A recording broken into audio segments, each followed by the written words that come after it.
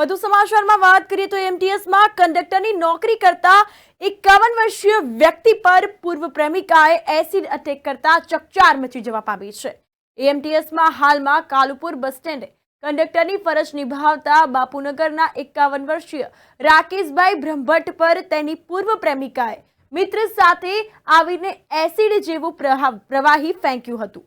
Acid જેવું પ્રવાહી ફેંકતા રાકેશભાઈના પીઠના ભાગે તેમજ આંખના ભાગે દાઝી જતા તેમને સારવાર અર્થે જીસીએસ હોસ્પિટલ ખસેડવામાં આવ્યા હતા। બાદમાં તેમને અસારવા સિવિલમાં સારવાર અર્થે ખસેડાયા હતા।